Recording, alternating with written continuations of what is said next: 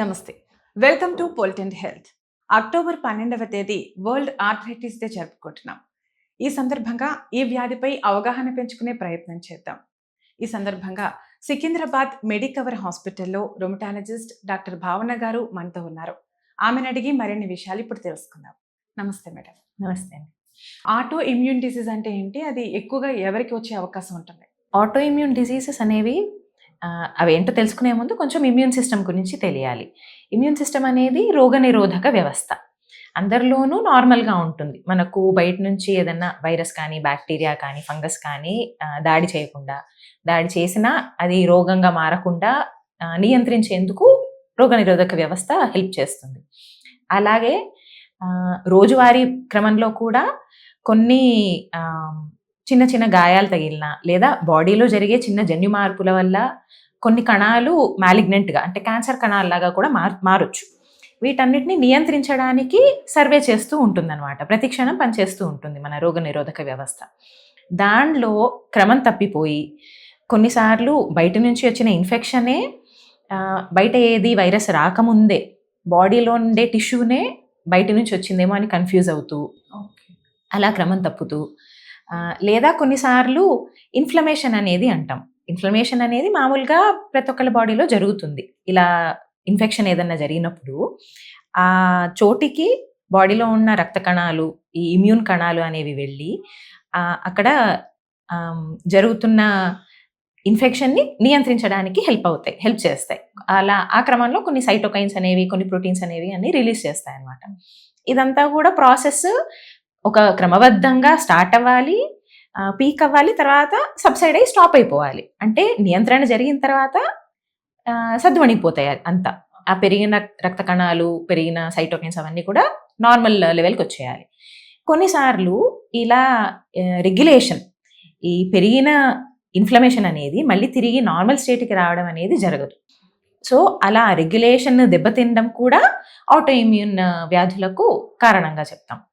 So ముఖ్యంగా 3 కారకాలు ఉంటాయి. జన్యులోపాలు, అలాగే పర్యావరణ ఇష్యూస్, అలాగే ఇమ్యూన్ సిస్టమ్ దెబ్బతినడం అంటే రోగనిరోధక వ్యవస్థ దెబ్బతినడం. ఈ మూడిటి పరస్పర ఇంటరాక్షన్ వల్ల ఈ ఆటో ఇమ్యూన్ వ్యాధులు అనేవి వస్తున్నాయి. జన్యువుల్లో కొన్ని మార్పులు జరగడం వల్ల ఈ వ్యాధి వచ్చే తత్వం పెరుగుతుంది. ఎన్వైరన్మెంటల్ లక్షణాలు అంటే స్మోకింగ్ ఎక్కువ చేయడము, లేదా ఆల్కహాల్ కన్జంప్షన్, లేదా పదే పదే ఇన్ఫెక్షన్స్ రావడం, పొల్యూషన్, పర్యావరణ పొల్యూషన్ వల్ల, విటమిన్ డి లోపము, ఇలాంటి రకరకాల ఫ్యాక్టర్స్ అన్నీ కూడా కొంచెం కొంచెంగా కాంట్రిబ్యూట్ చేస్తాయి అన్నమాట. సో ఒకటే కారణం ఉండదు ఈ ఆటో ఇమ్యూన్ వ్యాధులకు. ఈ కారణం వల్ల ఈ వ్యాధి వచ్చింది అని చెప్పలేము. బహుళ కారక వ్యాధులు అంటాం. ఓకే, దీన్ని ఎలా తెలుసుకోగలుగుతాం? ముఖ్యంగా అయితే ఇప్పుడు లక్షణాలు కొన్ని మొదలైన తర్వాతనే డాక్టర్ దగ్గరికి వచ్చి చూపించుకుంటారు. ప్రధానంగా వచ్చే లక్షణాలు కీళ్ళల్లో నొప్పులు.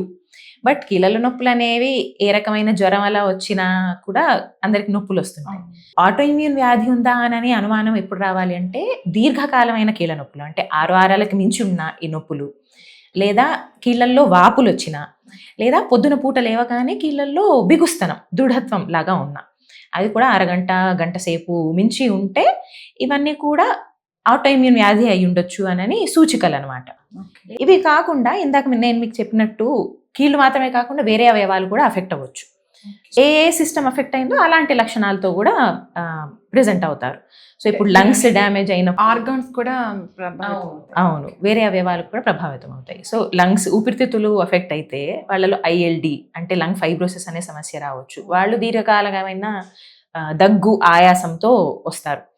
కొందరికి రక్తనాళాలు అఫెక్ట్ అవ్వచ్చు, కొందరికి చర్మం అఫెక్ట్ అవ్వచ్చు. వీళ్ళకు చర్మం మీద రకరకాల ర్యాషెస్, దద్దుర్లు వస్తుంటాయి. సన్ ఎక్స్పోజ్డ్ ఏరియాస్ అంటే ఎండపడే చోట దద్దుర్లు లాగా వస్తుంటాయి, లేదా ఎర్రగా కమిలిపోయినట్టు ర్యాషెస్ వస్తుంటాయి.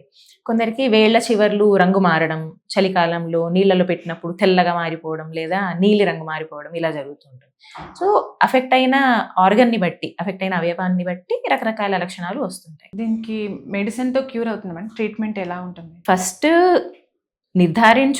నిర్ధారించుకోవడానికి ఫస్ట్ మెయిన్ స్టెప్ అయితే క్లినికల్ ఎగ్జామినేషన్. అంటే ఈ లక్షణాలన్నీ ఉండి మన దగ్గరకు వచ్చినప్పుడు ఎంత తీవ్రత ఉంది అనేది చెక్ చేసి ఒక ఫిజిషియన్ కానీ ఆర్థోపెడిషియన్ కానీ ప్రిఫరబ్లీ రిమటాలజిస్ట్ అయితే ఇంకొంచెం బెటర్ ఎక్స్పర్టీస్తో చెక్ చేయగలరు. చెక్ చేసి ఎంత తీవ్రత ఉంది కీళ్ళ ఇతర అవయవాల్లో అనేది నిర్ధారించగలరు. వాటితో పాటు క్లినికల్గా ఎగ్జామినేషన్ ద్వారా పూర్తిగా తెలియకపోతే కొన్ని బ్లడ్ టెస్ట్ కానీ కొన్ని అల్ట్రాసౌండ్, ఎంఆర్ఐ లేదా ఎక్స్రే లాంటి సాధనాల మీద డిపెండ్ అవుతాం. వాటి హెల్ప్ ద్వారా కూడా డయాగ్నోసిస్కి రావచ్చు. సో ఇలా డయాగ్నోస్ అయిన తర్వాత ట్రీట్మెంట్ అనేది, చికిత్స అనేది వ్యాధి తీవ్రతని బట్టి ఉంటుంది. వ్యాధి ప్రారంభ దశలో కూడా తీవ్రత ఎక్కువ ఉండొచ్చు. కొందరికి ప్రారంభ దశలో తక్కువ ఉండి పోగా అంటే కాలం గడిచే కొద్దీ కొన్ని నెలల్లో లేదా కొన్ని సంవత్సరాల్లో వ్యాధి తీవ్రత పెరుగుతుంది. సో స్టేజ్ని బట్టి కాకుండా వ్యాధి తీవ్రతని బట్టి చికిత్స అనేది ఉంటుంది. సో వ్యాధి తీవ్రత ఉట్టి కీళ్ళకు మాత్రమే పరిమితమైంది, వేరే అవయవాల్లో ఇన్వాల్వ్మెంట్ లేదు అంటే ఓరల్ మెడిసిన్స్, కొన్ని యాంటీ రుమాటిక్ డ్రగ్స్ అంటాం. ఎలా అయితే బీపీకి యాంటీ హైపర్టెన్సివ్ అంటాము, షుగర్కి యాంటీ డయాబెటిక్ మెడికేషన్ అని ఎలా అయితే అంటామో వీటిని యాంటీ రుమాటిక్ డ్రగ్స్ అని అంటాం.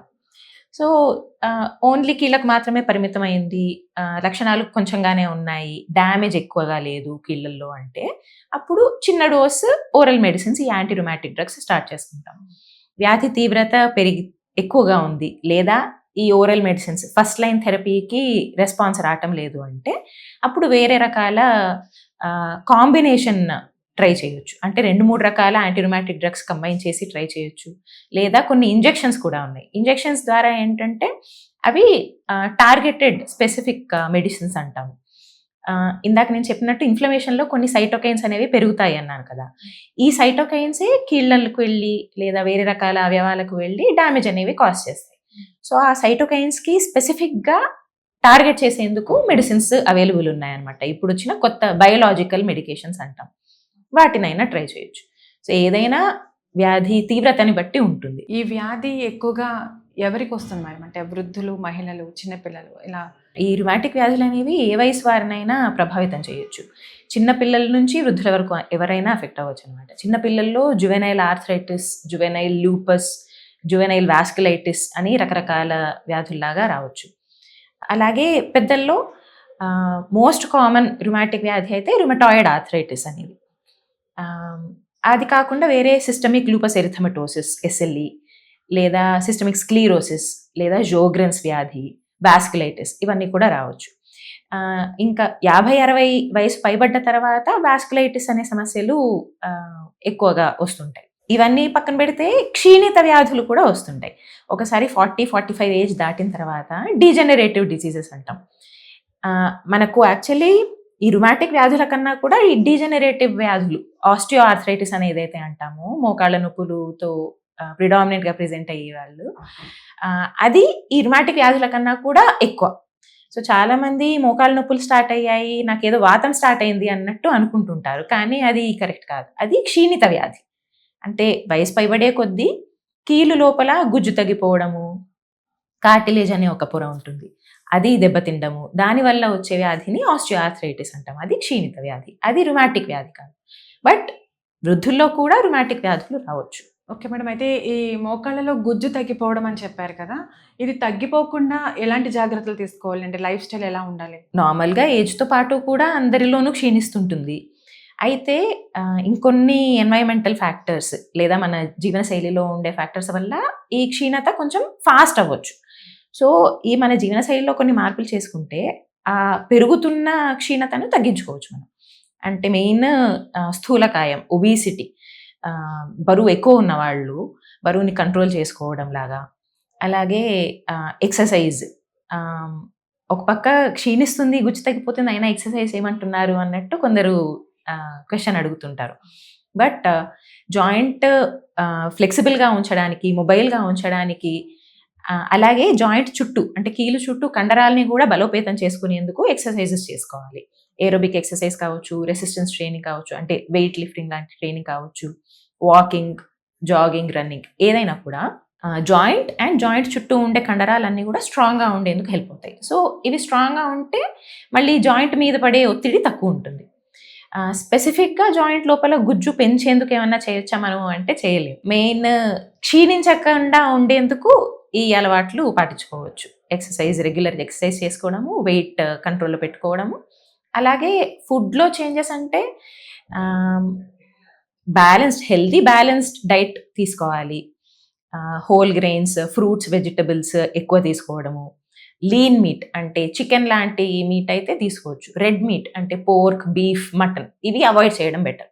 అలాగే ప్రాసెస్డ్ ఫుడ్స్, ఆయిల్‌లో ఎక్కువ ఫ్రై చేసిన ఫుడ్స్ కానీ, హై షుగర్ కంటెంట్ ఉన్న ఫుడ్స్ కానీ, సాఫ్ట్ డ్రింక్స్ కానీ ఇవన్నీ కూడా అవాయిడ్ చేయడం బెటర్. Okay madam. ఈ కేళ్ల గుజ్జు తగ్గకుండా ఇప్పుడు మార్కెట్‌లోకి పీఆర్‌పీ ఇంజెక్షన్స్ అని వచ్చాయని విన్నాము.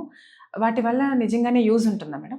గుజ్జు తగ్గకపోవడానికి హెల్ప్ అవుతాయి అన్నట్టు ఈ ట్రీట్మెంట్స్ మార్కెట్‌లోకి వచ్చాయి. మార్కెట్‌లోకి వచ్చిన తర్వాత రాకముందు కూడా చాలా క్లినికల్ ట్రయల్స్ అనేవి కూడా జరిగాయి.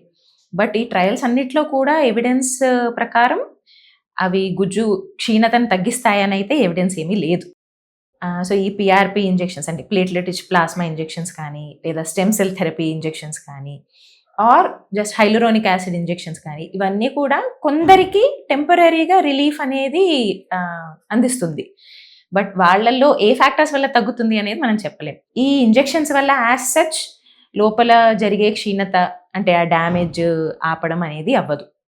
సో ఇఫ్ ఎట్ ఆల్ ఎవరన్నా ఈ ఇంజెక్షన్స్ వల్ల తగ్గుతుంది మీకు అని మార్కెట్ చేసినా అది నమ్మకూడదు. మేడం, ఈ రుమాటిక్ వ్యాధులు స్త్రీలకు మాత్రమే వస్తాయా? అలాగే ఈ వ్యాధి వల్ల ప్రెగ్నెన్సీ పైన ఏదైనా ఎఫెక్ట్ ఉంటుందా? కొన్ని రకాల రుమాటిక్ వ్యాధులు స్త్రీలలో కొంచెం అదనంగా చూస్తాము. అంటే రుమటాయిడ్ ఆర్థరైటిస్ లాంటివి మగవారి కన్నా 2-3 రెట్లు ఎక్కువగా ఉంటాయి ఆడవాళ్ళలో. వేరే సిస్టమిక్ స్క్లీరోసిస్ కూడా 2-3 రెట్లు ఎక్కువ ఉంటుంది. ఎస్ఎల్ఈ సమస్య, లూపస్ అనే సమస్య 7-8 రెట్లు ఎక్కువగా ఉంటుంది ఆడవారిలో. ఇంకొక వైపు అయితే psoriatic arthritis, gouty arthritis, spondyloarthritis అనేవి ఈ రకాలు ఇవి కొన్ని మగవారిలో ఎక్కువగా వచ్చే రకమైన కీళ్ళవాతాలు. అయితే ఆడవారిలో స్త్రీ హార్మోన్స్ వల్ల ప్లస్ ఎక్స్ క్రోమోజోమ్ మీద ఉండే కొన్ని జన్యువుల ప్రభావం వల్ల వీటన్నిటి ప్రాలభ్యం కొంచెం ఎక్కువగా ఉంటుంది అని ఒక థియరీ. అయితే ప్రెగ్నెన్సీ టైంలో కొన్ని రకాల కీళ్ళవాతం ప్రెగ్నెన్సీ టైంలో సద్దుమణిగిపోతుంది. కొన్ని రకాలవి పెరుగుతాయి అన్నమాట. పెరిగి ఫ్లేర్ అనేది వస్తుంది. సో మీకు ఏ రకమైన కీళ్ళవాతం ఉంది అనేది, ఎప్పుడు ప్రెగ్నెన్సీ ప్లాన్ చేస్తున్నారు అనేది మీరు పరస్పరం మీ డాక్టర్తో డిస్కస్ చేసుకుని ప్లాన్ చేసుకోవాల్సిన విషయం.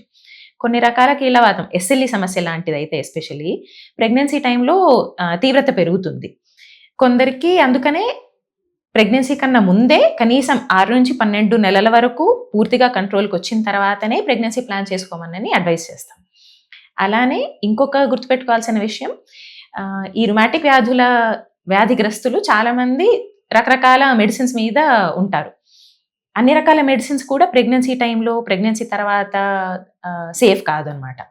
సో ఏ రకమైన మెడిసిన్స్ వాడుతున్నారు అనేది, ఆ మెడిసిన్స్లో మార్పులు ఏం చేయాలి అనేది కూడా బిఫోర్ ప్రెగ్నెన్సీ డాక్టర్తో పరస్పరం డిస్కస్ చేసుకుని మార్చుకోవాల్సి ఉంటుంది. ట్రీట్మెంట్ అయిపోయిన తర్వాత మళ్ళీ మందులు ఆపేయచ్చా లేదా మళ్ళీ తిరిగి వచ్చే అవకాశం ఉంటుందా? రుమాటిక్ వ్యాధులు అనేవి ముందు మనం అనుకున్నట్టు జన్యులోపం లేదా ఇమ్యూన్ వ్యవస్థలో ఉండే క్రమలోపాల వల్ల వస్తున్నాయి. సో మనం మెడిసిన్స్ ఇవ్వడం వల్ల ఆ లోపాలని మనం పూర్తిగా నయం చేయటం లేదు. మనం మెడిసిన్స్ ద్వారా వ్యాధిని ఒక రకంగా నియంత్రించవచ్చు, కంట్రోల్కి తీసుకుని రావచ్చు, పూర్తిగా నిర్మూలించలేం. అందుకనే ఇప్పుడు ప్రస్తుతం ఉండే మెడిసిన్స్, ప్రస్తుతం ఉండే ట్రీట్మెంట్ ఆప్షన్స్ వల్ల అయితే పూర్తిగా క్యూర్ అయితే లేదు వ్యాధులకు. అందుకని దీర్ఘకాలంగా కొన్నిసార్లు జీవితాంతం కూడా ఈ ట్రీట్మెంట్ అనేది కంటిన్యూ చేయాల్సి ఉంటుంది. వ్యాధి తీవ్రత కనుక కంట్రోల్కి వస్తే, నియంత్రణకు వస్తే, అప్పుడు 2-3 రకాల మెడిసిన్స్ వాడే చోట ఒక మెడిసిన్కి తగ్గించుకోవచ్చు. అలా వ్యాధి తీవ్రతను బట్టి మెడిసిన్స్ చికిత్స కూడా పెంచడం, తగ్గించడం అనేది జరుగుతుంది. బట్ పూర్తిగా మెడిసిన్స్ ఆపేయగలిగే స్టేజ్ అయితే రాలేదు. పూర్తిగా ఆపేస్తే కొన్నిసార్లు బయటకి కనిపించకుండా లోపలనే ఇన్ఫ్లమేషన్ కంటిన్యూ అవుతుంటుంది. అలా ఇన్ఫ్లమేషన్ కంటిన్యూ అవుతూ అవయవాల మీద, కీళ్ళ మీద జరిగే డ్యామేజ్ అనేది కూడా కంటిన్యూ అవుతూ ఉంటుంది. అందుకని దాన్ని నియంత్రించుకోవడానికి మెడిసిన్స్ అయితే కంటిన్యూ అయితే ఇవ్వాల్సి ఉంటుంది. Thank you madam. World arthritis day సందర్భంగా మాకు ఈ వ్యాధిపై అవగాహన పెంచినందుకు, మా డౌట్స్ క్లారిఫై చేసినందుకు thank you so much madam. Thank you.